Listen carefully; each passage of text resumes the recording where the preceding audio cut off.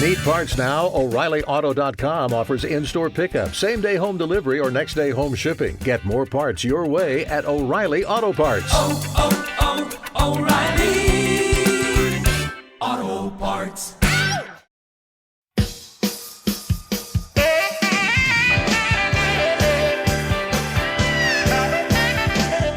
It's the SNL Hall of Fame podcast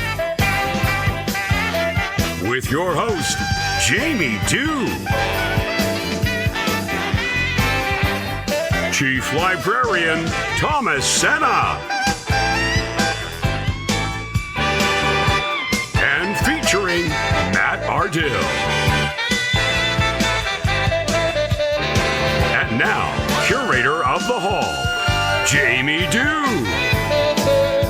All right, hey, thank you so much, and welcome to the SNL Hall of Fame podcast, a weekly affair where each week we take a deep dive into the career of a former cast member, host, musical guest, or writer, and add them to the ballot for your consideration.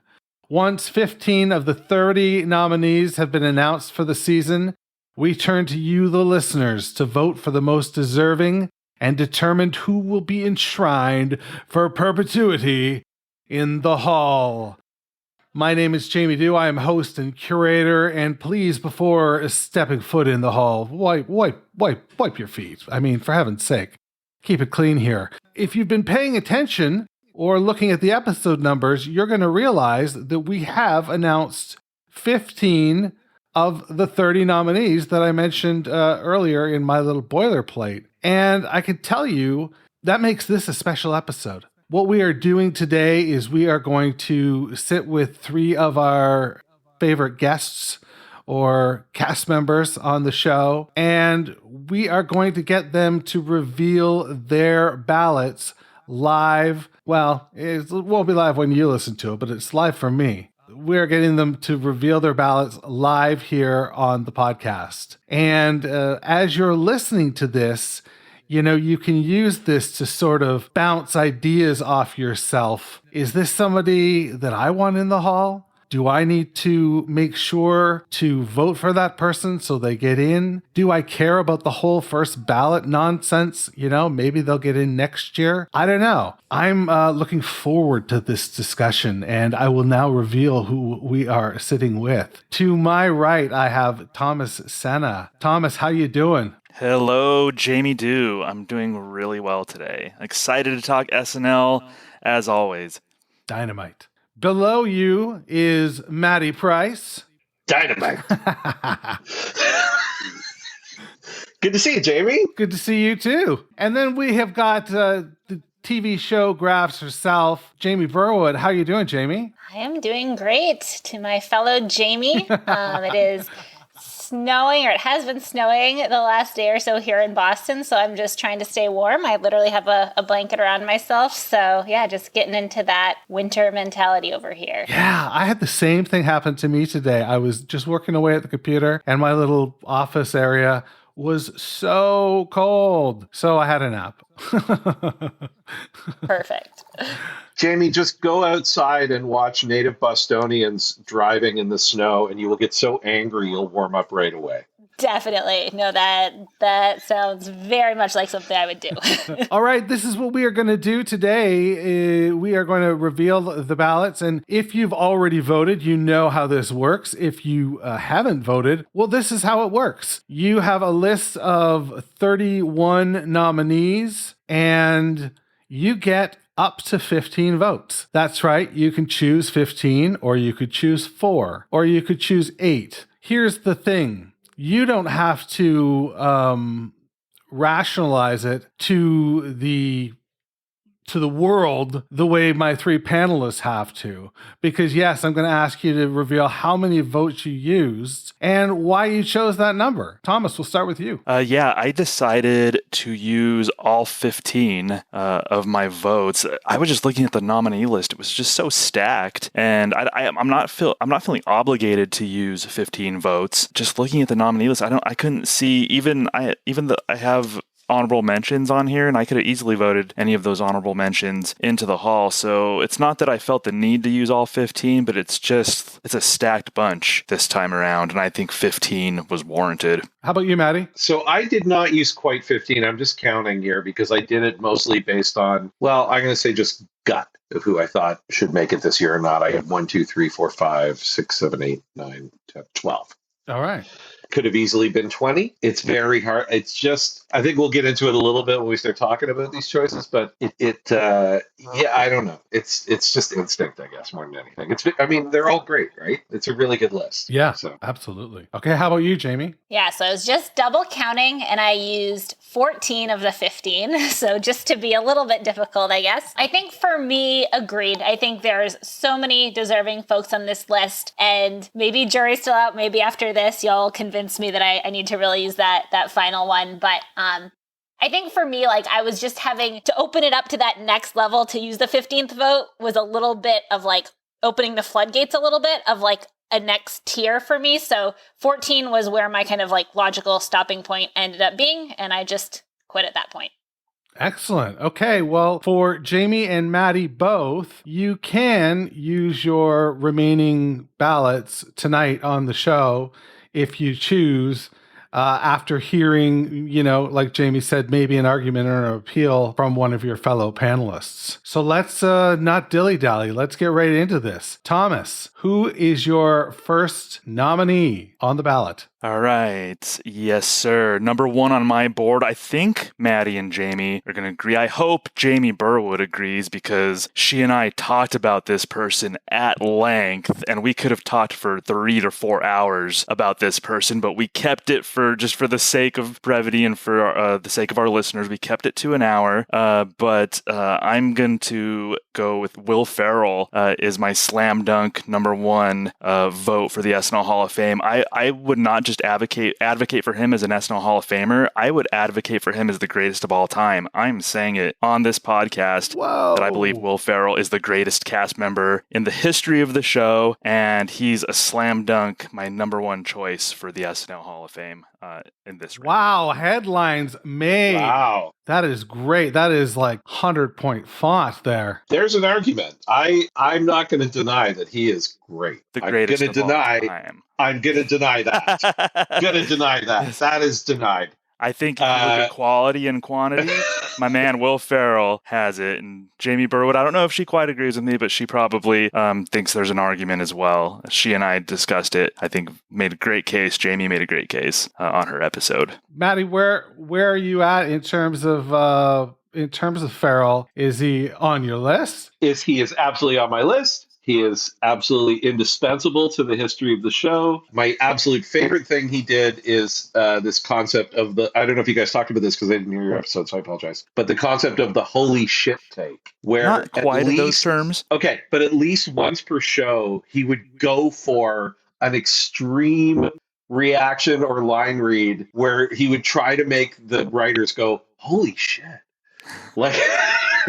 And like that level of like just being comfortable in the live thing and, and going like, I'm going to do at least one line reading that's really like just for me and the people backstage. That is great. And I love him to death. I don't think he did his absolute best work on SNL. I think he honed his craft and then went on to do even better stuff in films. And if you actually look at the sketches, especially stuff like the cheerleaders, he's getting by on charm, but he's not actually, I think, at his peak in the show. Is that fair? Fair. I actually think that's fair. Mm-hmm. Yeah, that's where I take it. Where was he on your list? Beyond my number 1, I didn't rank them. Oh, okay. He's on my list. Okay, gotcha. Yeah. Okay, good to know. Yeah. Good to know. All right, Jamie, the big reveal here. This one was a no-brainer for me.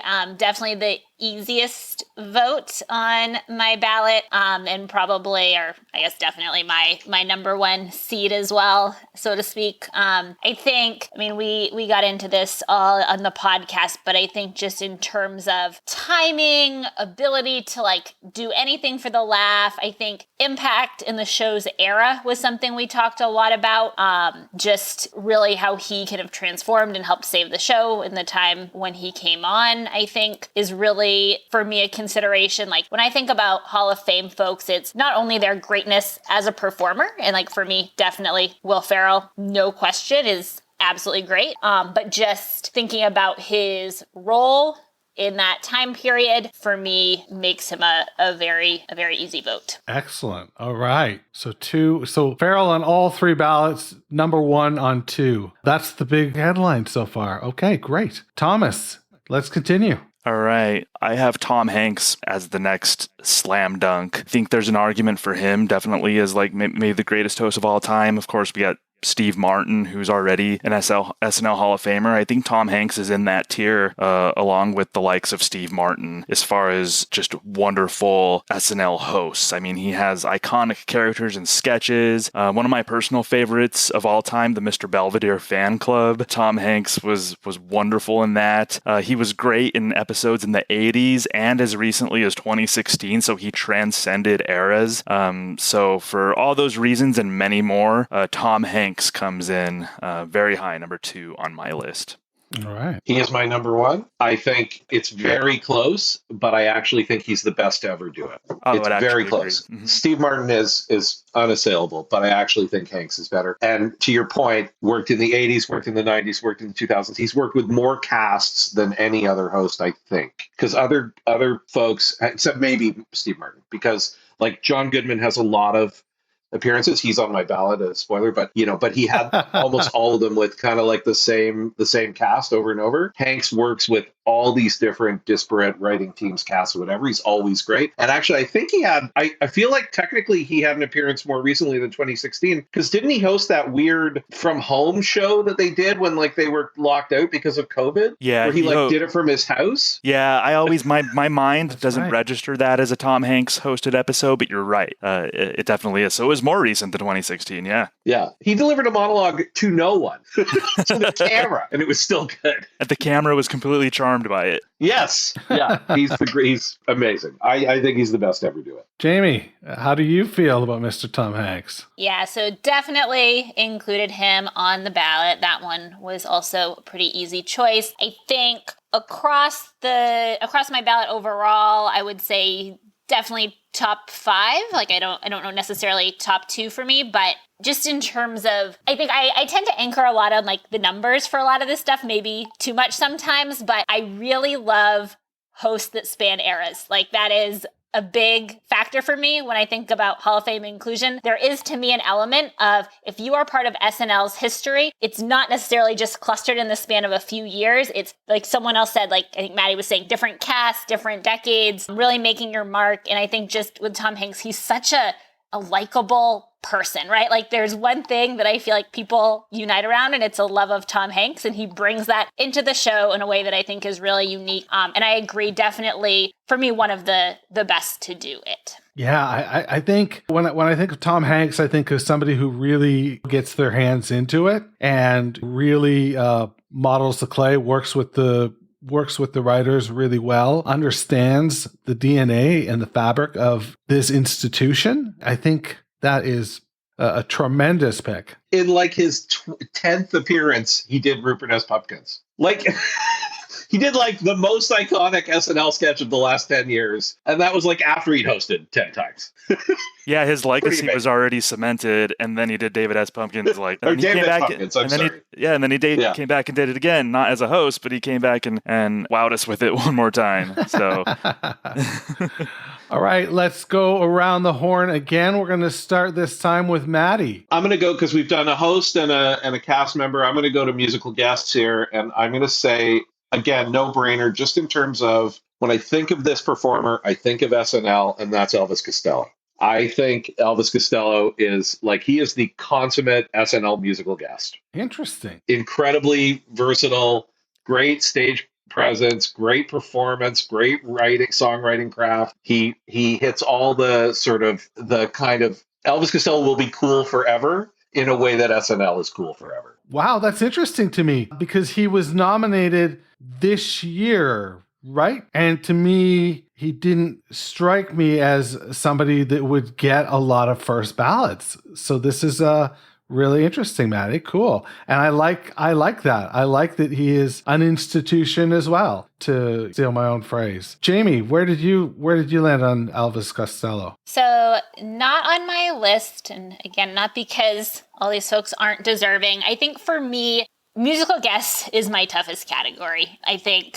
So I ended up with just one selection from this category. I think just, again, for me, personal bias is probably at play here, and that I tend to anchor more on the writer, host, and cast member categories. But I love hearing what other people take away from the musical guest. I do have one selection, which I can talk about later, but it just didn't quite make the cut for me. All right. Thomas? Yeah, much like Jamie, I only have one musical guest on my ballot. Mr. Elvis Costello is not on my ballot, and he definitely has a famous or infamous moment in SNL history. I discussed that with Justin Renwick on our Elvis Costello episode. He definitely has that one famous moment where he got quote unquote banned from the show. How much of a strong ban, we don't really know, but he did have that famous moment. He put in a few subsequent really good performances after that. He was involved in the SNL's 25th anniversary show, so they thought enough of him to bring him to perform with the Beastie Boys on that episode. So SNL and Lorne clearly hold him in high regard for a reason. He was really great, but he did not make my list this time around.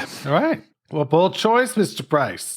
You know what? Music is the hardest, and it is absolutely the most personal, I think. And it's the easiest part of the show to dismiss as sort of like not really the show. The musical performances.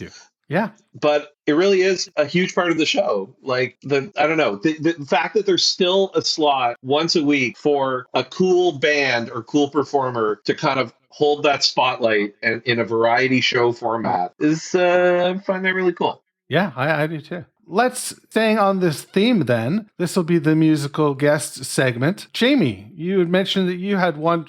Tom Petty was nominated last year by Marcus Jennings. Did not make the cut, obviously. But go on. Yeah, please. Yeah, I think a couple deciding factors for me on this one. I think, again, era, and I mentioned this earlier, I'm a junkie for these cross-era folks, so just the fact that the span here was, I think, 31 years, something just absolutely crazy across 8 different times from late 70s to 2010. The thing that I thought was really interesting here, and this came from the podcast, this was something that Marcus mentioned that stuck with me a little bit, was around, I think, all but one time, them being paired with a repeat host. I think just the combination of Tom Petty coming in with these really iconic host legends, Tom Hanks, John Goodman, Alec Baldwin, like really the top tier to create, I think, these overall iconic episodes. Yes. So again, for me, I feel like I'm almost as the non-super musical guest inclined person, I'm also grouping it kind of with just overall episode and like the role that they played in those episodes. So for me, that was how I made the selection. I think in looking at this list, there are lots of different musical guests that I have differing opinions on personally, but that's what I chose to anchor on for this one. Jamie, I love that rationale. I think that those musical guests that create those, in quote, episodes that we go back to where it's like the whole shebang was amazing are definitely the reason why we include musical guests in the Hall of Fame. It is a big part of the show. It can drag down a show. If a show is chugging along and then you get a bad musical guest and an okay weekend update, you can go into the second half really like sort of, So I love that Petty's part of these, monster episodes, right? I think that's great. Thomas, in terms of musical guests, you had one on your ballot as well. Yes, I did. And it was someone who actually performed with Tom Petty. So it wasn't Tom Petty. It was someone who performed with Tom Petty when Tom Petty was musical guest. And Marcus made a great case last season about Tom Petty. Jamie made a great case as well. So I can understand the Tom Petty vote. But my vote my one musical guest who I voted for is Dave Grohl, hands down for me. He has the most appearances as a musical guest in the show's history, and to me that counts for something. He did transcend eras, so his first appearance was with Nirvana in early 1992, and of course he appeared with Foo Fighters many times. He performed with Them Crooked Vultures once, Paul McCartney. He performed with Bon Jovi, Tom Petty.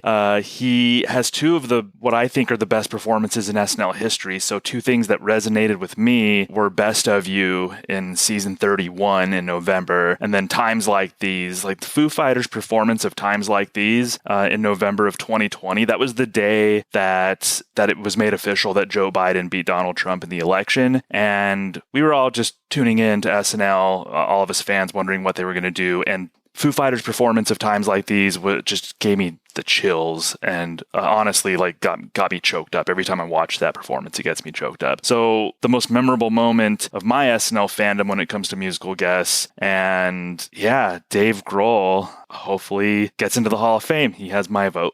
All right. Weirdly, I had two musical guests. My other one was Prince, which I can talk about in a second, just like why I chose those. I didn't choose Dave Grohl, and like not to be too upsetting, but you know, in my estimation, musical guest is about great musicians, and Dave Grohl is a drummer. Anyway.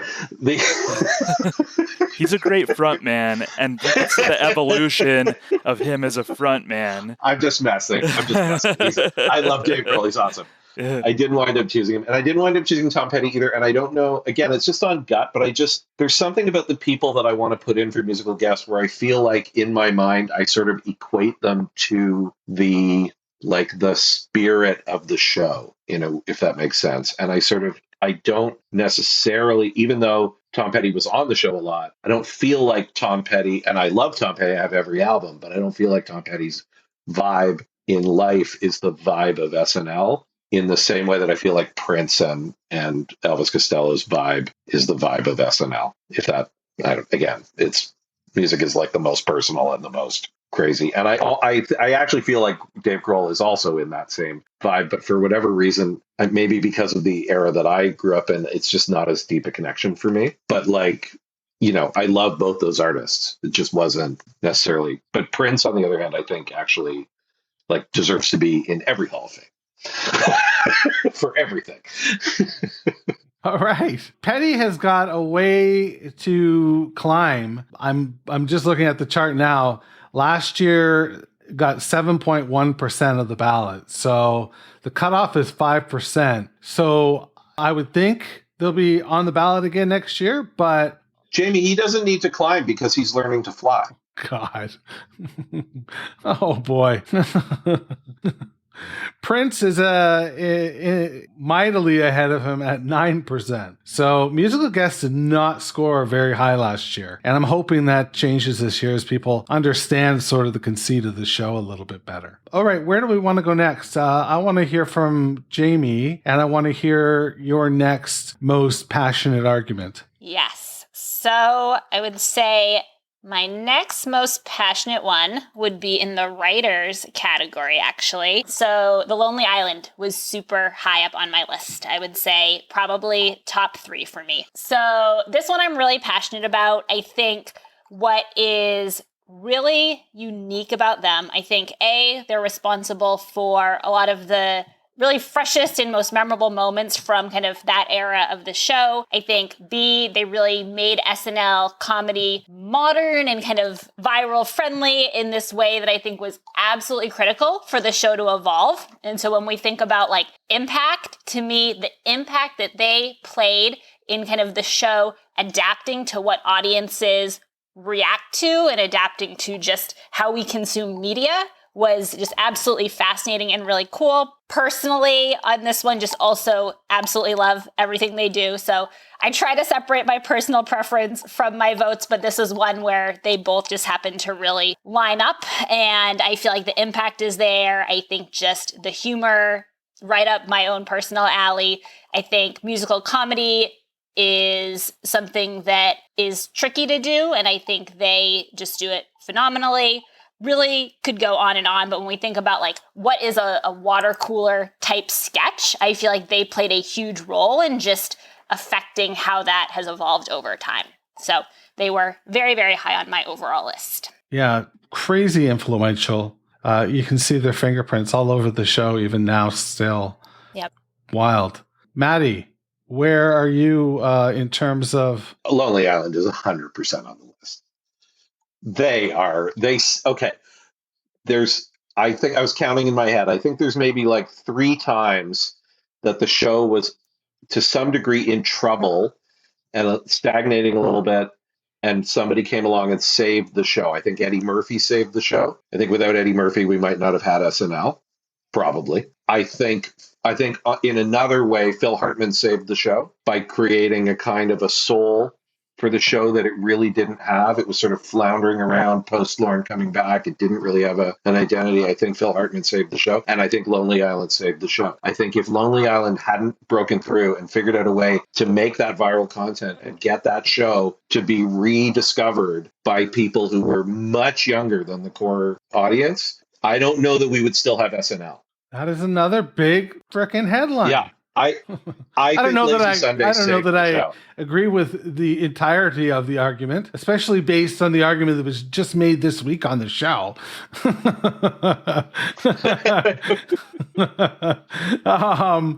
The Farrell potentially saved the show. I think Farrell potentially saved the show. Yeah. I agree. I think that's another teeter-totter moment. Maybe not quite as dramatic, but you're right. But anyway, yeah, I think Lonely Island, if they hadn't come along when they did, if they hadn't figured out how to do those short films and put that sort of like that content now is a huge part of the show. Absolutely. There is basically a short film in every single episode, and there never won't be again. It's a permanent part of the show now. It throws back to actually the Albert Brooks stuff in the first couple of seasons. The idea that they would go and do like a film as part of the show, but it was never successful. They could never figure out how to crack it, and those guys cracked it and smashed it wide open. Yeah. Thomas, how about you?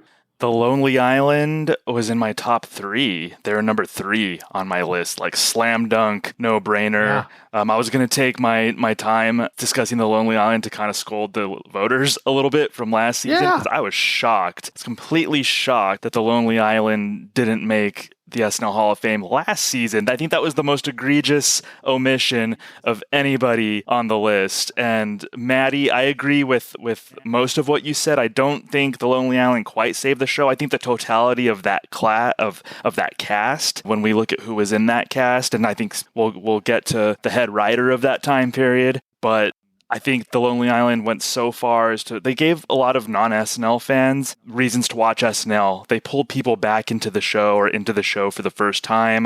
The jokes were there. It was creative. Of course, they had the first viral YouTube video. I mean, come on, voters. Like, this is the only one that I'm going to scold everybody about, because The Lonely Island should already be in. Hopefully, they'll break that threshold this time around. Yeah, last time they scored 52.9%. So it wasn't even like just by a thread. It was like 52.9. Come on, people. Thomas is right. Get it together. Get your act together. Okay. Yeah. Thomas. Boo, voters and listeners of this show.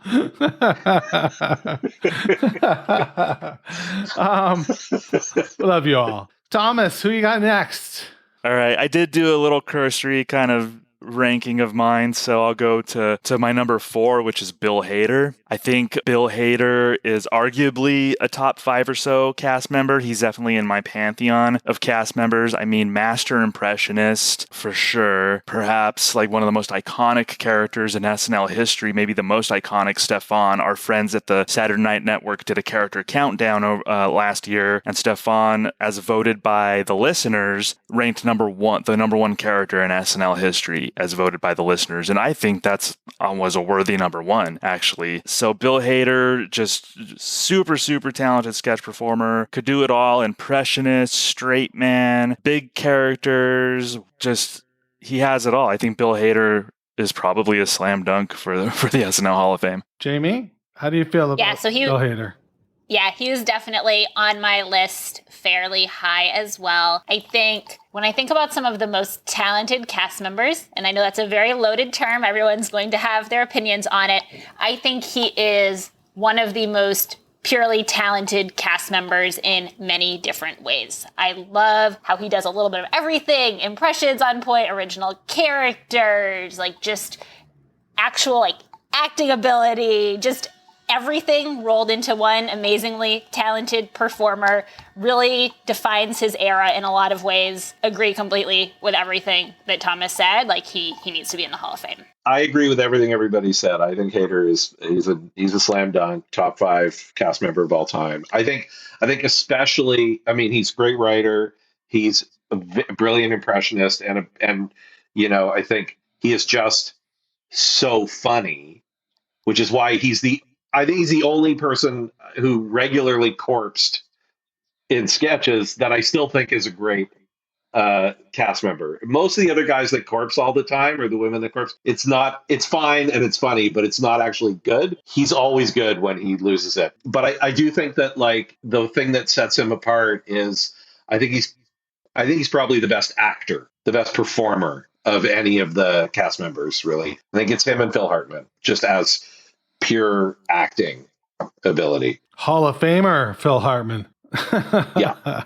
All right. Matti, who do you have next on your list that you want to talk about? Can I do a pair? Because I find like I just can't separate them. Maybe you each can. I don't know how you do Kristen Wiig without doing Maya Rudolph, or Maya Rudolph without doing Kristen Wiig. They're both incredible. They're totally synonymous to me because they essentially were together for like the whole time they were on the show.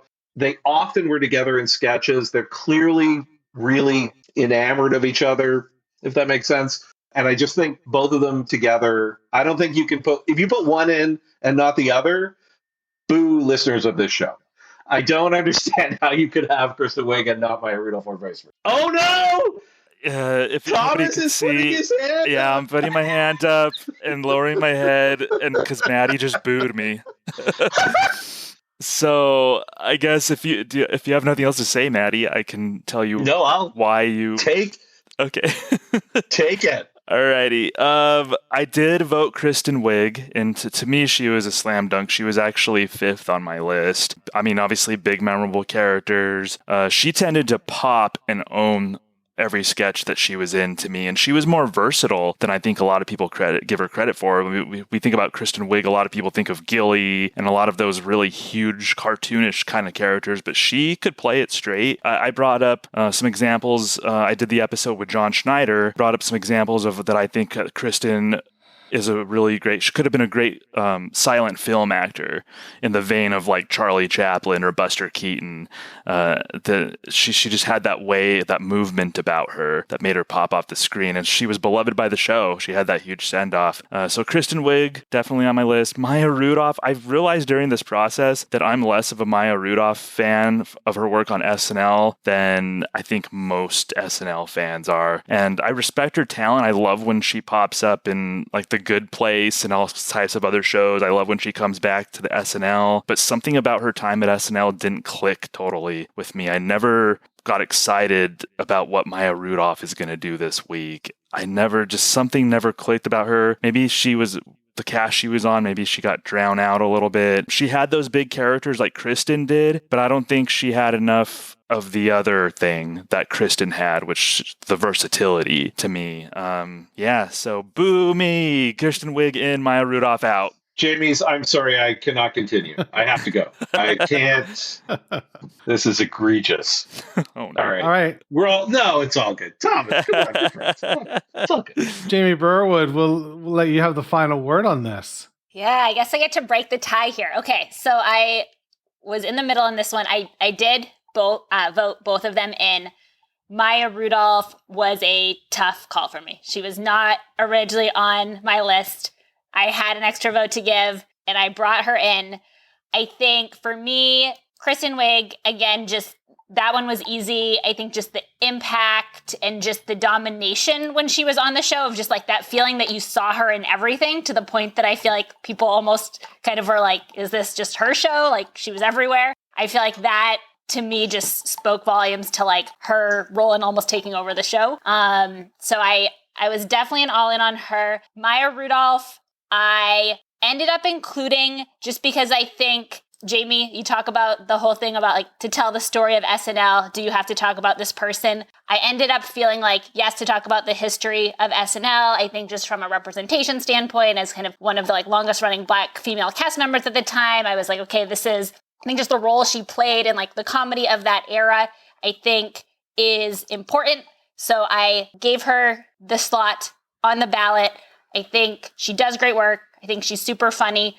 She's like not one of my personal top cast members, but I tried to just kind of like turn that part of my brain off and ended up deciding that I thought she deserved the slot. Oh, interesting conversation there, guys. Wig, of course, was nominated this year, like Thomas said, by John Schneider. And Maya Rudolph was last year by Liz Shannon Miller. And she only received 47.1% of the vote. So she's got a ways to go to get to that 66.1. But I think if people listen to, well, obviously Matti and Jamie, then, you know, she might climb that hill. But if they listen to Thomas, she won't climb the hill.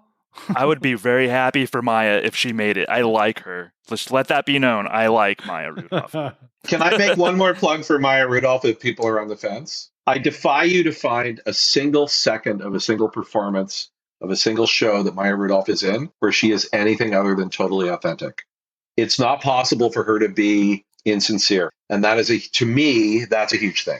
That's a big proclamation, but I'm not going to... You think about the way she attacks those roles. You think about how she goes at it. It always comes from a place of authenticity. It's crazy how much it's like a part of her. I'll take it. That's my... Okay. Jamie Burwood. I don't know. I don't have to say your last name, do I? You don't have to say my last name because unless people think I would be talking to myself. You guys need to get together on this. Jeez. Jamie, how are you doing? Jamie, who is the next one that you would like to talk about? Or if you've got a pair, if you've got something that lines up pairwise as well, you can do that. All right. So I think for me, Alec Baldwin would be the next one that I wanted to talk about. So we know he has the most times hosting.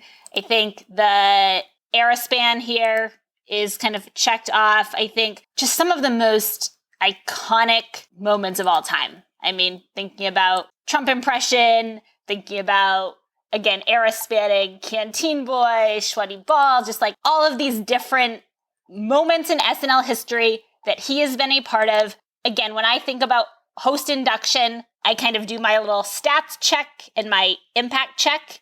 And for me, he hit both of them pretty solidly. So he was a middle of my ballot, but like solidly middle of my ballot selection. He's such an interesting subject because if we're having this conversation 5 years ago, I think there's no dancing around it at all. And I'm not saying you're dancing around it, Jamie, but I just mean it would be like, yeah, this is like potentially the number one person that I'm listing right now because they are so part of the fabric of this show. But now it just shows you how tiring something can get. And not to mention he's had some personal issues, but do either of you have else to add? Yeah, I couldn't put him on the ballot. I think, like you said, I think 5 years ago it would have been a much easier choice. But I actually think his Trump is detrimental and damaging and terrible. And it's so bad that I think it actually helped Trump. And so for that reason, I think he comes off the ballot for me. If you want to make an analogy, he's Pete Rose. Thomas, where are you at? Well, I don't agree that, I mean, I hated his Trump impression, but I think it's giving it a lot of credit if we think that it moved the needle in the election in any sort of significant way. So I disagree with that. And I don't think, so we got to keep in mind, and I know the Trump thing's going to turn a lot of people off to Baldwin. He only did the impression once as a host. And that's what we're talking about him in this context as a host. So he did his other Trump impressions as just a guest on the show. As a host, he did it once. And I did the episode on Alec Baldwin with the great Will Norman. And I made sure, because I knew that was going to be a sticky point with a lot of people, including myself. Personally, did not like that impression at all. But he only did it once as a host, so there's only so much I could dock him for that impression if I'm talking about Alec. as a host. I did have him number 6 on my list, so he would have been the next one that I talked about. So pretty high up there for me. Probably around the same ballpark as I have with Jamie. I think, he understood the show in a way that most hosts don't seem to. He was a totally committed sketch performer, had great timing, great dry delivery, but I know I think we as SNL fans sometimes overuse the notion that a host was game. I mean, I think that's the lowest bar to me. Sometimes it's like if the host doesn't faint during their monologue, then we say they were game that week. But I think it's true with Alec Baldwin. I think that's the prime example of a game host. Right there is Alec Baldwin. He was up for anything and can execute almost any idea that a writer threw at him. And many writers and former cast members on SNL have said he was maybe their favorite host, was one of the funniest people. He's just so many different people have complimented him for his work on SNL who worked with him on the show. That's hard for me to ignore. I think personally he's a slam dunk on my list. Well, you're up to bat actually next, Thomas, in terms of your list. Alrighty, let's go with a writer on the show. Lighten the mood a little bit from from Alec to one of the greatest writers that the show to me has ever seen, and somebody who was an oddball, and I love oddballs. So Jack Handey, you're on my list for sure. Just such a unique voice on the show. Some of the weirder sketches around the late 80s and early 90s that you can think of, like Unfrozen Caveman Lawyer, that and similar sketches in that vein. And if you think about it, how many writers had their own segments on SNL with their name attached to it? Right. Like he had Deep Thoughts with Jack Handey, Fuzzy Memories with Jack Handey, the other iteration of Deep Thoughts. He had a little over 100 different segments on SNL with his name attached to it. Yeah. So I think Jack Handey, as far as writers go, I mean, to me, he's almost a no-brainer for me. Great. Okay. Matti? I didn't choose Jack Handey, but not because I don't love Jack Handey. I guess I wasn't sure. I don't know enough about the ins and outs. It's the same reason I didn't choose Paula Pell either. I don't know enough about which sketches they worked on. I did choose 2 writers, but not them, because I didn't feel like I knew enough about what specifically they did. I will say that Jack Handey's like the only SNL writer to get his own book deal out of his segment. Might be for an SNL segment. Yeah. It may be, yeah. Maybe does Sniglets count?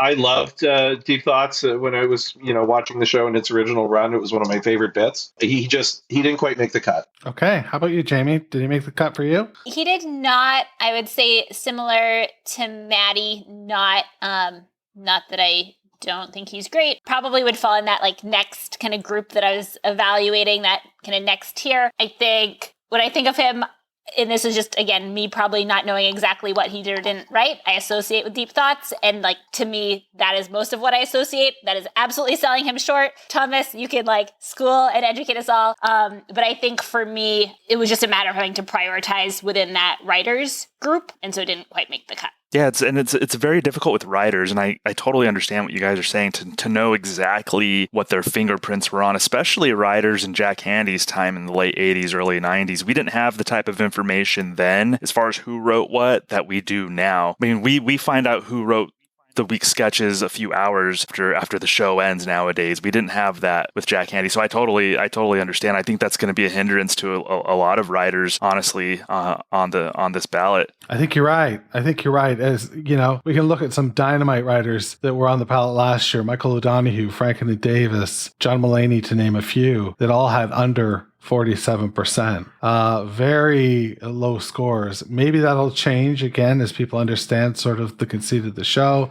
Listen to the episodes, because the nomineers usually do a really great job of researching the person, as does Thomas. Matti, who you got next? I can do another pair, I guess. A couple of writers that I did put on the list, and for very different reasons, but I think they kind of are both equally important. One is Michael O'Donoghue, who I'm going to flag every year until he gets in, a couple of reasons. I think the whole first season of SNL is really very much shaped by his comedic voice. The very first sketch that was ever on the show is a pure Michael O'Donoghue sketch. In fact, he's in the sketch. But I just think O'Donoghue is one of the driving forces behind how self-destructive and self-immolating those first 5 years of the show were. he was a huge drug addict. And I actually don't think you can understate or overstate how important drug addiction and self-destruction is to the beginnings of this show. It is incredibly important, both because it happened and because they figured out how to stop it from happening. And so O'Donoghue is in for me. I think he's a no-brainer for that reason. He's incredibly important to the history of SNL. On the flip side, I would say the polar opposite of him is Seth Meyers, who is the most normcore, calming influence on a writer's room that I've ever seen, who wrestled in all of these different writers and styles in Lonely Island and Fred and Paula Pell and kept some of the veterans going and was able to kind of create this very cohesive room. And I think that his era of the show is the most sort of stable and productive and drama-free, and that's equally as important to what Michael O'Donoghue brought. Oh, so I'd put them both in. That's a great little compare and contrast there. Cool. Jamie, got a double take to do here. Yes. Okay, so where to start here? All right, I'll start with Seth Meyers because that was an easy one for me. I think just when I think about his era as head writer, just iconic. I think of it as his era in a way that I don't think you always do for every kind of long-running head writer. And just there's some element of his fingerprint on that time period that's just hard to put into words. But I feel like he definitely deserves Hall of Fame status. Michael O'Donoghue, I had him on my list. For me, this kind of tied back to just whether I was comfortable putting him into Hall of Fame. And impact and story-wise, he absolutely gets in. Just his role in those first few years of the show, I think just something. He was my one exception to the impact rule, just based on what I know about him, and maybe it's just my own preference around his style of comedy, but it ended up being the deciding factor where I nixed him from my list last minute, but I'm honestly still on the fence about it because it doesn't meet my impact rule. So that's where I landed. Can I just say that, he is a terrible person in ways. Alec Baldwin could not dream of being a terrible person like in his best, worst day, he's not as bad a person as Michael O'Donoghue. So, Thomas? It's interesting. Last season, I voted for Michael O'Donoghue, but he was literally my last one in. He was my last cut. And I did not vote for him this time around, and not simply because, but one of the reasons is because there was just an avalanche of new great nominees that I looked at the list and I couldn't justify putting O'Donoghue in. But I understand his importance to the show, clearly. I think Jamie brings up a good point as far as the comfort level. When I voted for Michael O'Donoghue last year, I felt a little dirty. I'm going to be honest. Part of me did feel a little dirty voting for Michael O'Donoghue. He would love that. So I was going to say, in his grave, he smiled. Absolutely. Knowing that he felt dirty about it. Exactly. So sorry, Michael O'Donoghue. I didn't vote for you this time around. Seth Meyers, I absolutely did. Lorne, when Seth was a cast member, and by the way, this is Seth Meyers for as a writer, not a cast member. Right. But when Seth was a cast member, Lorne spotted Seth's writing chops and approached him and started grooming him to be head writer someday. He was associate writer, he became co-head writer, and then in 2006, Seth was the head writer of the show. He didn't even get hired on the show as a writer. We see some cast members like Mikey Day got hired as a writer, so did Bowen Yang. Seth got purely hired as a cast member, but Lorne spotted something in him to want him to make Seth Meyers the leader of the show, essentially, on the writing side. And we talked about that era of the show, and we often complain that certain cast members weren't used properly. I know that's a big SNL fan complaint. It's hard to say that about the cast when Seth was head writer, and I think a lot of that had to do with Seth's leadership, and he knew how to write for different voices and make everybody's voice shine. He's a very giving performer and a very giving writer, Seth, and I think that came through in those seasons where he was head writer. So definitely Seth Meyers is in for me. And I actually, Jamie, want to pair, since Matti got to pair writers, I actually want to pair another writer with Seth Meyers. They're a little bit in the same vein. So on my list was also James Downey, who I did vote in. And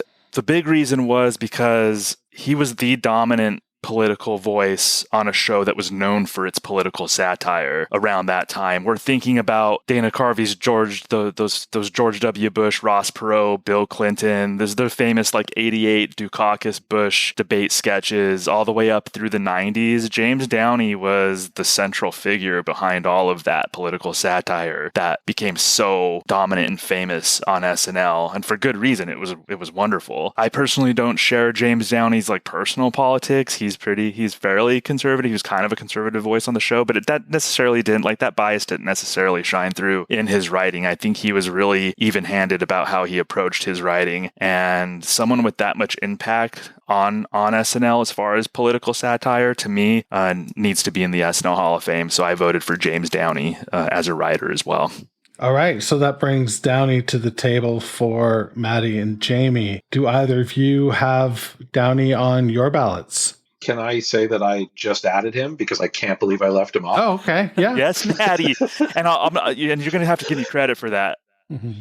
Regardless of whether or not you forgot, I'd like to think I talked you into it just now. No, you did. You All did.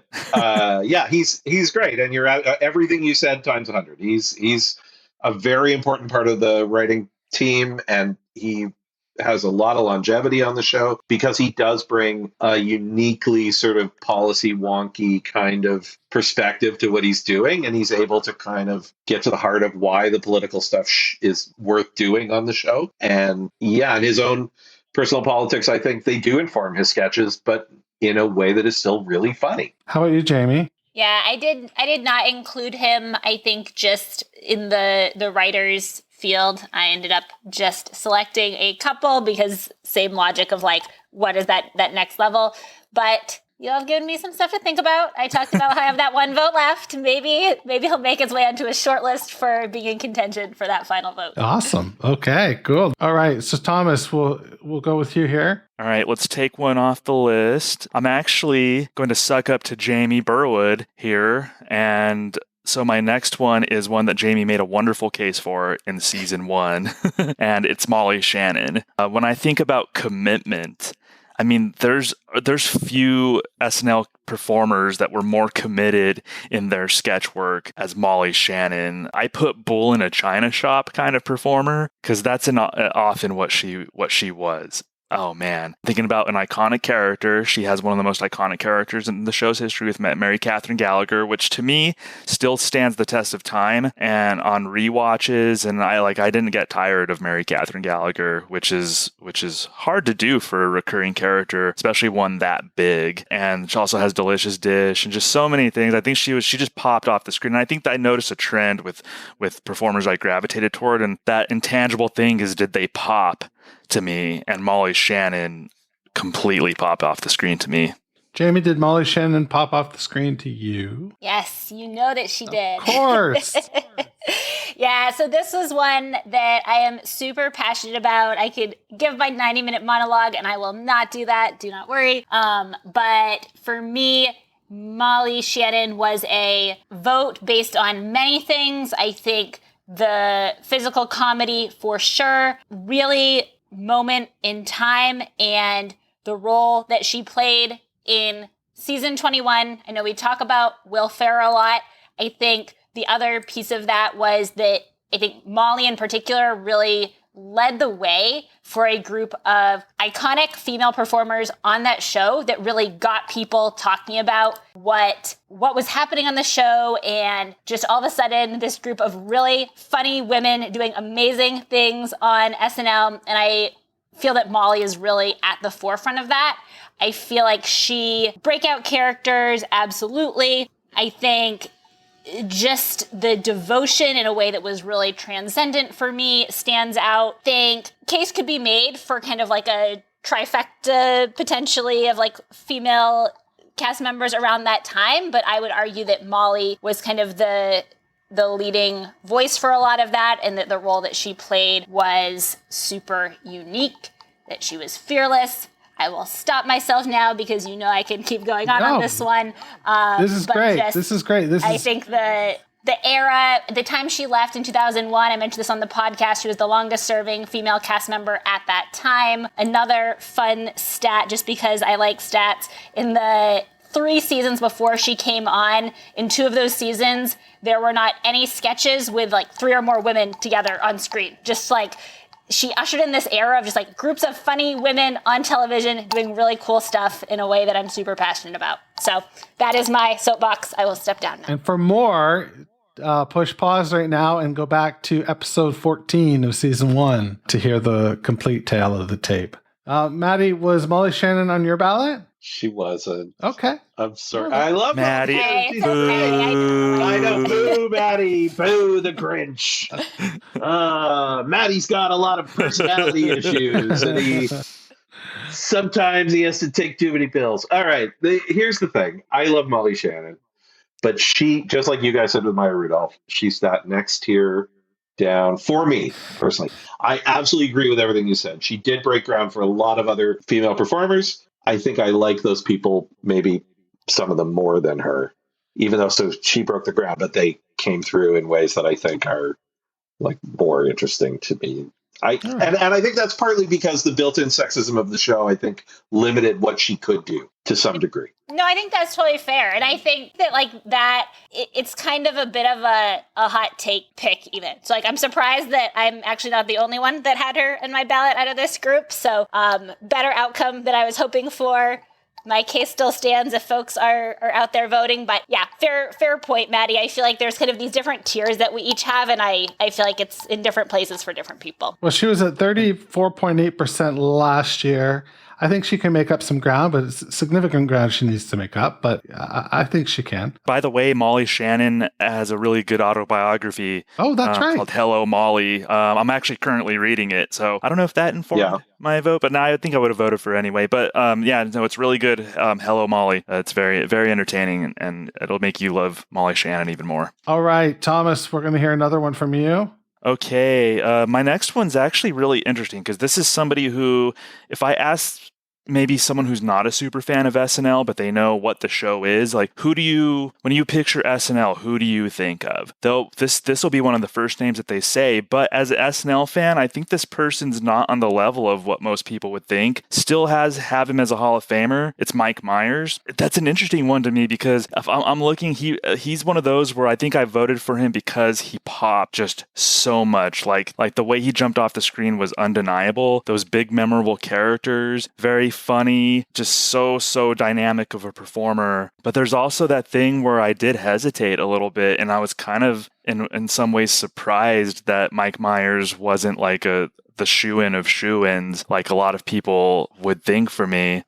He's still in, but I think there's a more interesting discussion about Mike Myers and his SNL Hall of Fame candidacy than we might actually think. So I'm curious to see what Maddie and Jamie have to say about this as well.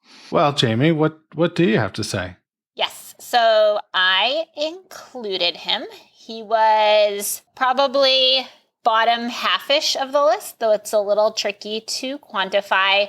I think for me, as with a few of the folks in here, I sometimes have trouble separating like SNL version versus all of the other things that we come to know a person for. And I think sometimes that can hurt or help a person's candidacy. I think for me, when I think specifically about him on SNL, I feel like there is still that bar of iconic just performances, characters, elevating the content that put him on the list for me. But he wasn't at the top of my list, and it also felt a little bit weird to me because I think he would be very high on a lot of people's lists, so maybe I was not giving him enough credit in placement on my list. Maddie, how much credit do you give him? He's another one that doesn't quite make my list. Okay. I think even in listening to you guys, no one is super passionate about him. He's there, but I felt like, well, I mean, look, it's somewhat a gut thing. It just doesn't feel like his year for me to vote for him. But if I had to sort of like put it into words, I think some people are on the show and you're just scratching the surface of what they're capable of, and then you realize, oh my God, they were so talented. And I feel like Mike Myers was just about as talented as he seemed on the show. like, yes, he's very funny, but he also is, I think he brought 95% of what he contributed to the show with him before he joined the show. He didn't really grow as a performer. And even in his film stuff and everything he's gone on to great success. He's very popular, but he really like has the same like sort of 5 stock characters that he had when he was 23, and he brought them with him, and they're pretty funny and really funny in some cases. And like, I don't think there's a funnier movie moment for moment than So I Married an Axe Murderer. It's pretty funny like the whole way, but right. But like, that's all he is. I don't know. It's like, there's something there where he's not quite Hall of Fame-y. All right. But it's kind of funny because we all know the segment of people who say, "Oh, SNL's not funny anymore. It used to be funnier 30 years ago or whatever." Mike Myers is like one of the first names that they bring up as an example of that. I think people romanticize Mike Myers' time on SNL. Oh, for sure. More than maybe the goods that he actually delivered on SNL, which is I find fascinating. And I think both of you spoke to that point in great ways.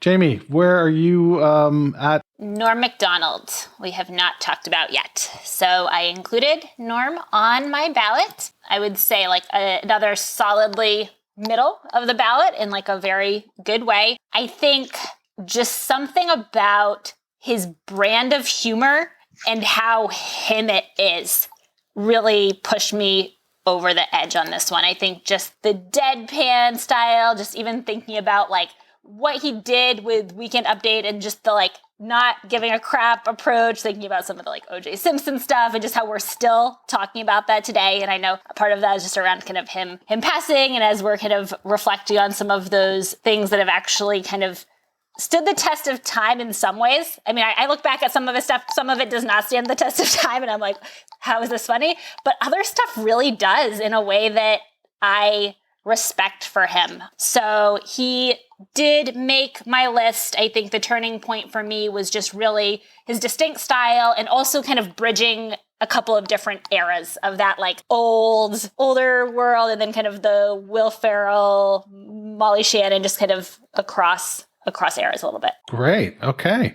Thomas, where are you at with Norm Macdonald? I did not vote for Norm Macdonald in season 1, and I had voter's remorse that I did not vote for him in season 1. Norm Macdonald did make my vote. He did make my ballot. This time around, I am righting an egregious wrong. I was telling these fans that they didn't vote for Lonely Island, which they should have, by the way. They should be scolded, but I think I should have a lesser scolding for not having voted for Norm Macdonald last season. I mean, Jamie alluded to it. He just brought an interesting voice to the cast that he was a part of. Just that real oddball Norm sense of humor that he just brought a much needed dynamic to the show. And his sketches were memorable, even if he didn't carry the show like a lot of other cast members that we can think of. When he did carry a sketch, it was memorable, and you can tell it was Norm that did it, and it was so clever. Earlier today, I watched that Cobras and Panthers sketch where they made fun of the West Side Story, and it's so typical great. Norm. Like, his buddies start singing, they're gonna go fight the Panthers, and his buddies start singing, and they stop, and he's like, "What was that?" Like, calling them on, like, "You guys just broke out into song? What the hell was that?" Like, that's just such a quintessential Norm humor. Yes. That sketch, the Sylvester Stallone sketch when he's got into the car accident and Sylvester Stallone comes to rescue them, and he doesn't pass it up an opportunity to tell Sylvester that "Stop or My Mom Will Shoot" sucked and all this stuff. Like, Norm's voice was so needed on that show. Not to mention, Jamie mentioned it, his time on Weekend Update was just so interesting. Push boundaries, and what happens when you push boundaries. Some of it might not age well, but there's a lot of it that does age well. And I think just, Norm Macdonald, I hope gets in this time around. I do too. I also think he gets short-shrifted for his impressions. Yeah, right. He had some great impressions. He has one impression. Well, he did Larry King. He did a good Larry King. He did a good David Letterman. Letterman was great. He did Letterman. His Bob Dole was so silly, but it was, I mean, I feel like his iconic. only great impression is Burt Reynolds. Burt Reynolds. Quentin Tarantino. That is a great impression. His Tarantino is so funny. Yeah. So I hear everything you guys are saying. I did leave him off the list, mostly because, look, he passed away, and it's very sad, and I understand the outpouring of love for the guy, because I think it's, you talked, Thomas, earlier about sort of figuring out like what was part of the actual show versus what's maybe ancillary to the show that we think about him. And I think his appearances on Conan and his appearances on Howard Stern really like are are a big part of the mythos around him in a way that for me anyway, that the actual time on the show is not. I would go so far as to say that he's maybe among my least favorite Weekend Update hosts. I think I would put Dennis Miller and Tina Fey and a lot of other people ahead of him as Weekend Update hosts. I don't think that I think there's stuff in there that's memorable because of what was going on around it with Don Ohlmeyer and making fun of OJ, who was his friend, and like poking the bear, which is like his whole sort of like what drove him as a person was just to like prick people that he thought were dicks. And I that's all really cool, but it doesn't make the material that great for me. Fair enough. I mean, he was divisive at the best of times, but I stand on the side of divisive that he's, beloved. Like, I absolutely, adore him. Okay, so next up we've got Thomas. What have you got for us? Yeah, so my next one is a performer that really means a lot to me. We've been talking about trailblazers quite a bit during this conversation. Jamie brought up a performer that meant a lot to her, who was a bit of a trailblazer, in Molly Shannon. So on my ballot is Jan Hooks. Just such a dynamic talent. And again, I'm going to say she popped off the screen in many of the sketches that she was on. And in a time where SNL was still very much a boys' club when Jan Hooks was on. She and Nora Dunn, and to maybe a lesser extent Victoria Jackson, got the short end of the stick in a lot of ways. But Jan just was such a dynamic sketch performer. I don't think she's close to a lock here. I would actually be surprised if she made it this time around, but I'm just thinking of her stuff as like her Betty Davis. That Betty Davis sketch was awesome when she played the waitress, kind of interacting with Alec Baldwin. That's such a great sketch. Yeah, there was a really famous sketch where it was a Twin Peaks sketch when Kyle MacLachlan was hosting. It was like a season premiere, and she was great, and they actually highlighted that there were no women on the show. She had to play two different characters, and she rushed in and fixing her wig, and she alluded to like, I have to play this character because SNL ran out of women or whatever. So I think in a different age, maybe if she came up in like the mid 2000s, I think she would have exploded more than she did. But her work on the show and just what a performer she was and what a trailblazer she was. Bill Kenny articulated it really well, so you all should go back and listen to my episode with Bill Kenny. But Jan Hooks is on my list. Jamie, is Jan Hooks on your list? She is not, which is maybe strange because I just spent a lot of time talking about kind of trailblazers and kind of the role of that in some of my votes, and completely agree with the trailblazer status. I think for me, the sticking point on this one, I would put her on a list of underrated cast members. I wasn't quite ready to put her on the list of Hall of Fame cast members at this stage. Open to being convinced, and I have not yet listened to that podcast episode, so we'll happily go back, and maybe that is another contender for my number 15 vote. Honestly, for me as well, she was the only cast member from the nomination list that I didn't include. I felt a little bit weird including the entire cast, so I felt like I had to draw the line somewhere, but maybe that is an arbitrary rule that I don't need to hold myself to, and open to being convinced on this one. No, I think that's a nice admission. Thank you. Maddie, is Jan Hooks on your list? She's on my list. Yeah. She's on my list. Yeah. Oh, yeah.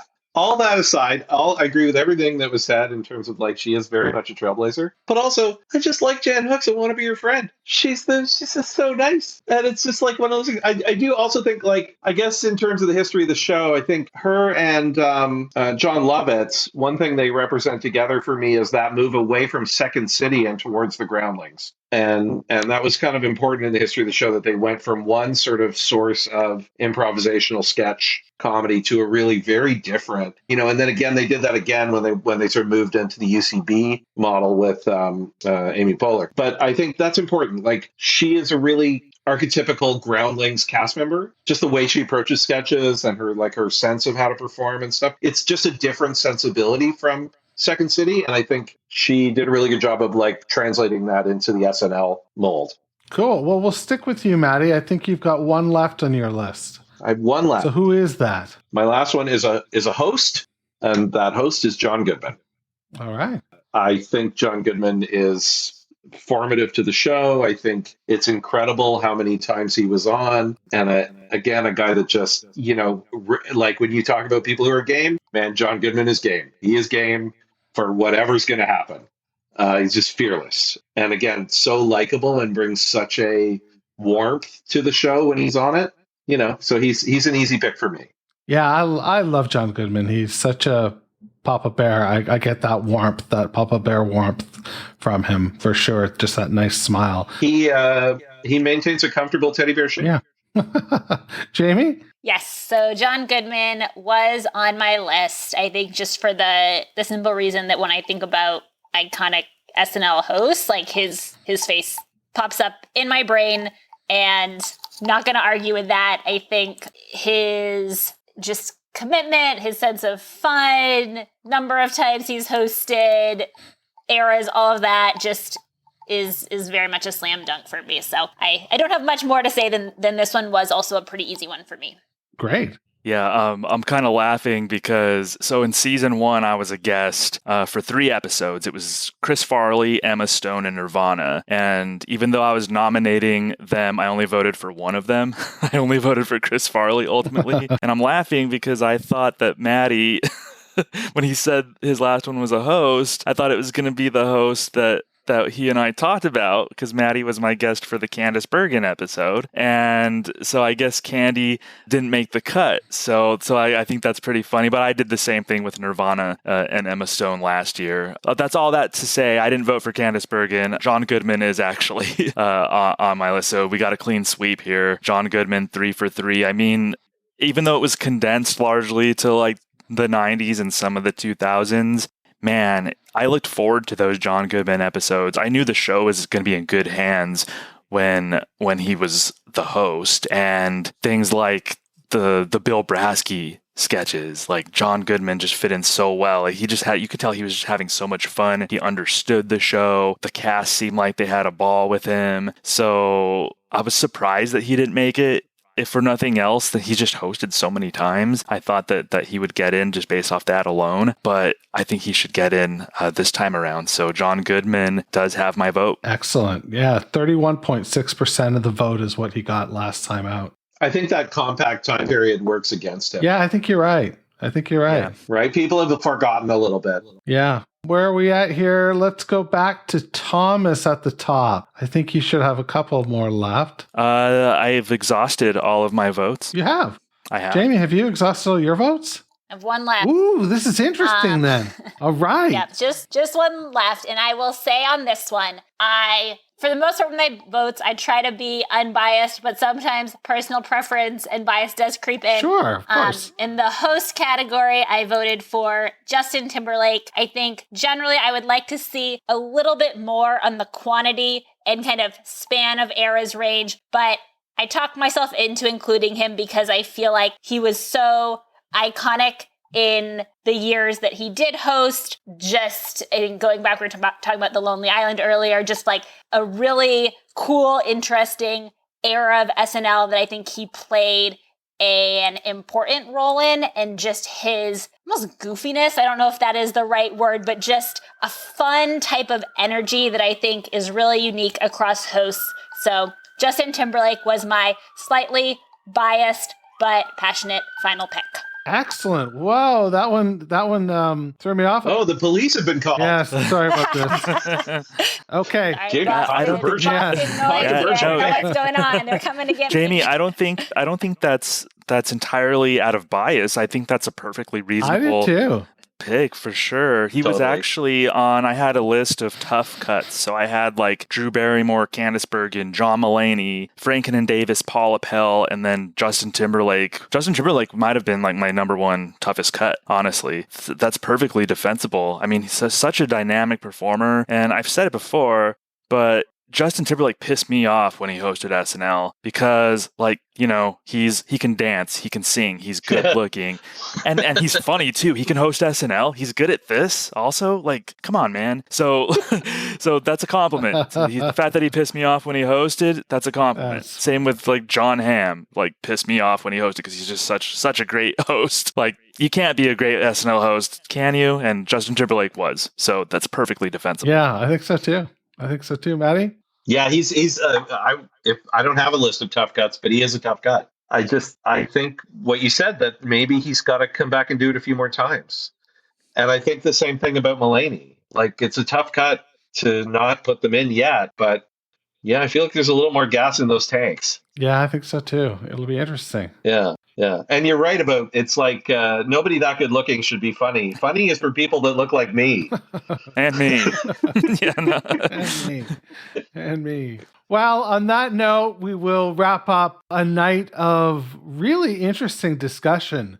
I don't know that I am any more clear on who I am going to vote for at this point, but I do have more information to chew through. So this is great news. I want to thank Thomas. I want to thank Matti. I want to thank Jamie so much for joining me and revealing their ballots with y'all. Make sure that you have registered to vote so you can actually cast those ballots, and then find out at the end of the season who makes it into the Hall of Fame. Any final thoughts? Just go out and vote, register to vote, and let your voice be heard. All right. Well, as you're walking past the Weekend Update exhibit, please do me a favor and turn out the lights, because the SNL Hall of Fame is now closed. Thanks for listening to the SNL Hall of Fame podcast. Make sure to rate, review, share, and subscribe to the show wherever you get your podcasts. Follow us on social media at SNL HOF. This is Doug Denant saying, see you next week.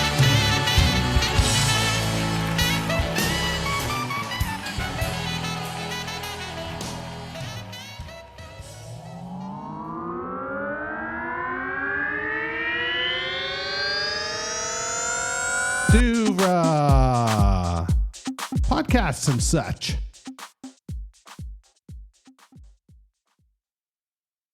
As the summer sizzle fades, it's time to establish a wellness routine that's here to stay. Ritual is shaking up the supplement industry with their focus on traceable science and high-quality ingredients. They've got every base covered, from their clinically backed women's 18-plus multivitamin to their stress relief and sleep melatonin, both using first-of-its-kind BioSeries technology designed to optimize formula delivery. For a limited time, get up to 40% off your first month at ritual.com/podcast. Need parts now? O'ReillyAuto.com offers in-store pickup, same-day home delivery, or next-day home shipping. Get more parts your way at O'Reilly Auto Parts. O'Reilly.